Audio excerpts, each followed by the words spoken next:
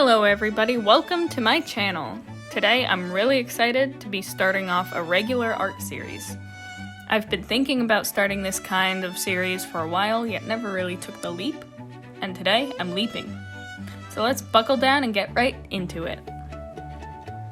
I will be drawing a character from a book series that is very near and dear to my heart. The character is barely a character, it's a pet that comes into the series halfway through book 4. And this character actually appears in an earlier series in the same book universe, but nothing is explored about it. It's more of a plot thing than a literary being, like an actual character. The series that I'm talking about is Heroes of Olympus, and the character that I'm drawing is Small Bob.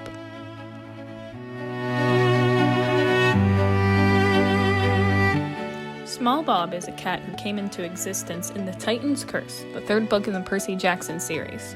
This happened when a member of the Titan Kronos' army messed up some orders given to them and used saber-toothed tiger teeth in a necromancing ritual instead of dragon teeth, which was what was supposed to be used.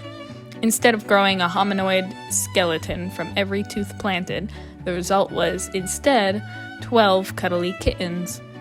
In the scene, the general of Kronos' army, Atlas, gets very mad and orders his army to get rid of the cats before redoing the ritual, and the cats are taken off scene. It's not explicitly mentioned if they are killed or not. They're never mentioned again until the House of Hades, the fourth book in the Heroes of Olympus.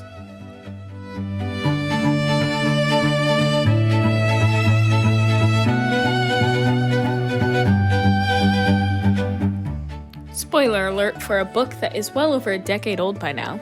Skip ahead 1 minute if you haven't read that far. Small Bob comes back into the narrative while Percy and Annabeth are fighting their way through Tartarus. Considering how much has happened in the books between the Titan's Curse and the House of Hades, the return of a cat born of a saber-toothed tiger's tooth was not something I expected when I started the book. Unlike the setup to the reintroduction of the Titan Ippitus, who had had his memories removed by Percy Jackson and renamed Bob, Small Bob's introduction was not foreshadowed by the narration revisiting the past. Instead, author Rick Riordan has the three characters think they are going to be ambushed by yet another monster. They prepare their weapons and begin enacting a strategy to surround the noisy disturbance, only for their and his readers' expectations to be subverted as a calico cat emerges from the pit's fog.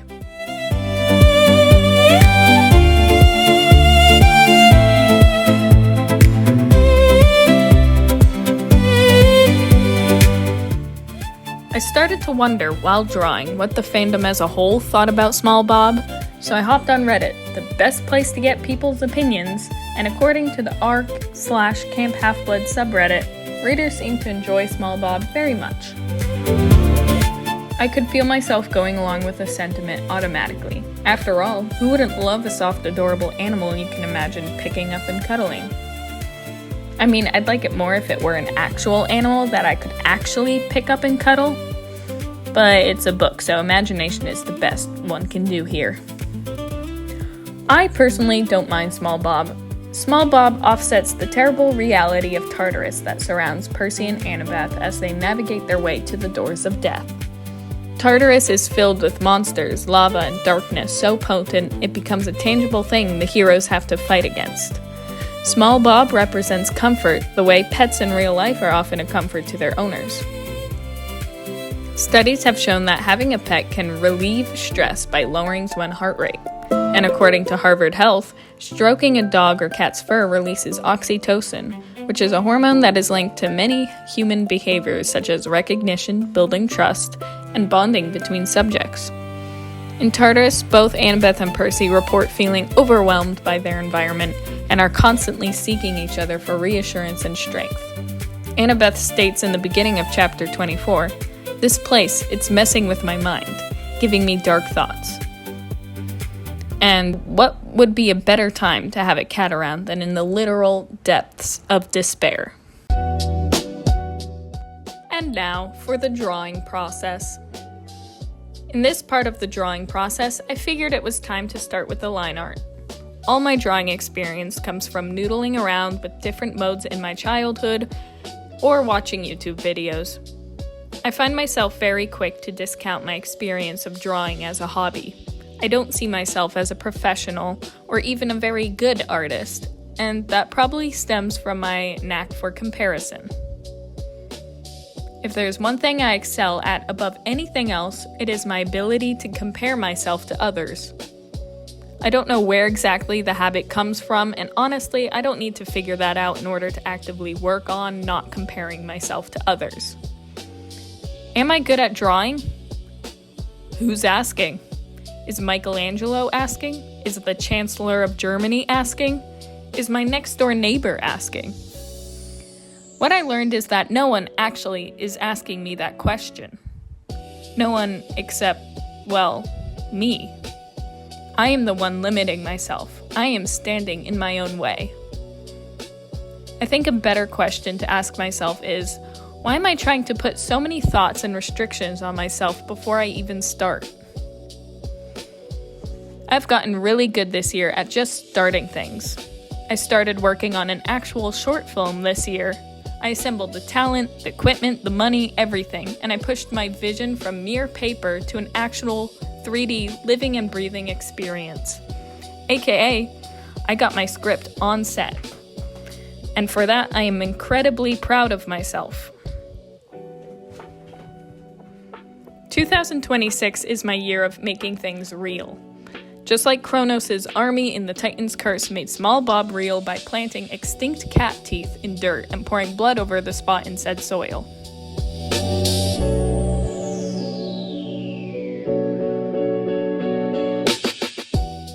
Here, I used an extra piece of paper to dry out the line art before I went in with an eraser to get rid of all the graphite markings. I do this to keep the image neat. I've seen other YouTube channels use a kneadable eraser here, and while I do have one, I couldn't find it, and the standard block eraser works just as well. Next, I swatched all the colored pencils I was thinking of using. I know that in the book, Small Bob is described as calico, but I was never able to picture him as such. Instead, I always imagined him as a ginger cat. While I was swatching, I realized that adding in a beige tone would make the color scheme more of a gradient from orange to white. I experimented with the beige by blending it with the white, first by putting down the beige and then adding white on top, and then by putting down the white first and adding the beige on top. I ended up liking the white first, beige second approach, as white seemed to block most of the color from sticking to the paper. That was the effect I was going for. Here, I'm blending the nose with a few different colors: pink, purple, orange, and white. And I'm leaving the bottom a little bit lighter than the top to give it more dimensionality.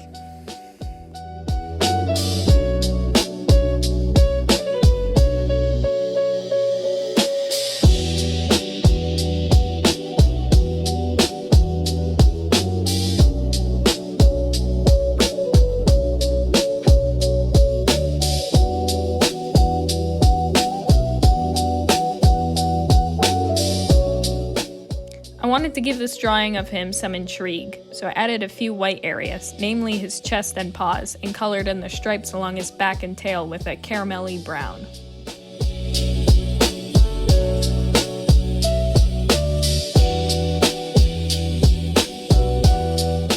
The tail was fun to color in. I went back and forth between orange and brown for each equal section. Where the colors met, I discovered the delightful way they interacted. They seemed to blend almost seamlessly into one another.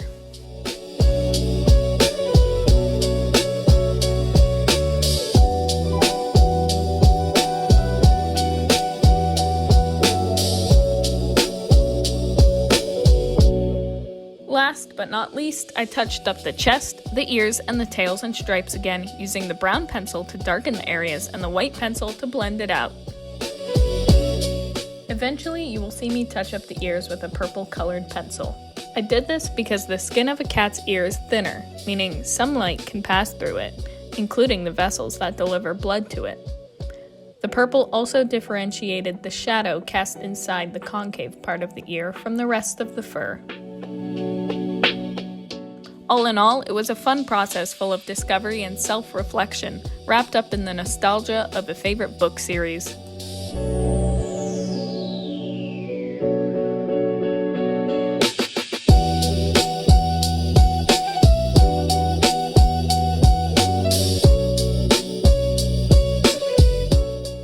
I hope you all enjoyed this video. Leave a comment down below whether or not you liked Small Bob from Heroes of Olympus, what your thoughts are on the greater Percy Jackson universe, and any suggestions of what you want to see me draw next. I'm open to almost anything. That's about it on the drawing. Have a great rest of your day, and I'll see you in the next one. Bye!